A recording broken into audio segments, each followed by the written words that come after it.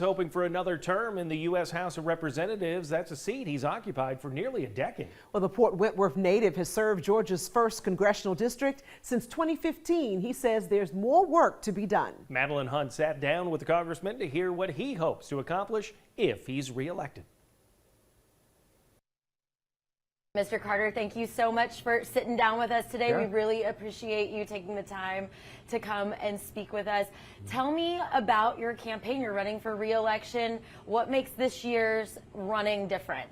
This year is a presidential election year, and anytime you're in a presidential election year, it's different from a non-presidential, but certainly this presidential election is unique. The voters really have an opportunity to compare records and see what they like and what they don't like. What do you think are the biggest economic factors affecting American households and people in the 1st Congressional District of Georgia? Well, I don't think there's any question about it. What we need to do in order to get our economy back on track is to unleash American energy. Let's face it, day one of the Biden-Harris administration, they declared war on fossil fuels, resulting in higher gas prices, resulting in higher fertilizer prices, resulting in higher prices to get groceries to the market.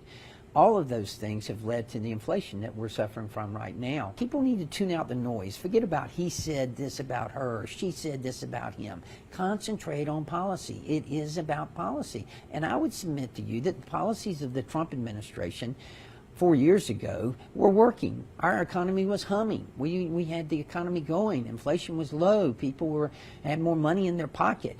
In the last 4 years of the Biden-Harris administration, the policies have caused inflation to go up and have caused people to have less money in their pocket. This area, the economy is so important. This is one of the fastest growing areas in the whole country right now.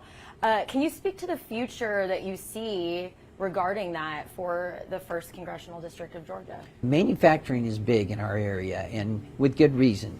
11 years in a row, Georgia, the #1 state in which to do business, and there's a number of reasons for that. We've created a pro-business environment. I've set that as one of my goals, to unleash American energy, to make sure that we are really looking at manufacturing here in America. And we are doing that, and we're doing it right here in the 1st Congressional District.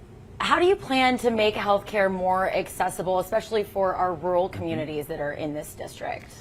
During the pandemic, telehealth became an integral part of our healthcare system, certainly an integral part of the rural healthcare system.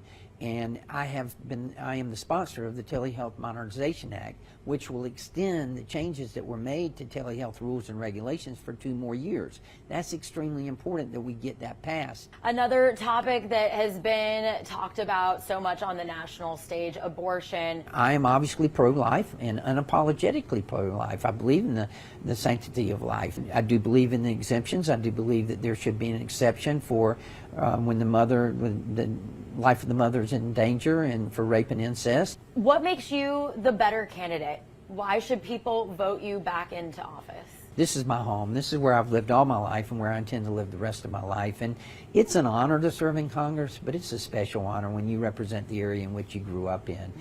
And the shine hasn't worn off for me. I'm still excited every time I go to Washington, D.C. And to have the honor and privilege of representing the people of the 1st Congressional District, it's one of the greatest honors of my life. What is your final message for voters before they cast their ballots? Well, first of all, make sure you vote. You know, we owe so much to our veterans. They've done so much for our country, and we enjoy the freedoms we enjoy because of our veterans. But the greatest freedom that I think we have is the freedom to elect our own officials, our own leaders. We need to exercise that right, that freedom, and we need to pay tribute to our veterans by exercising that right and that freedom. All right. Mr. Carter, thank you so much. You can take a look at that full interview with Congressman Buddy Carter on our website, WTOC.com. And coming up tomorrow on the News at 6, Madeline Hunt sits down with Buddy Carter's Democrat challenger, Patty Hewitt, to hear her plans for District 1 if she is elected.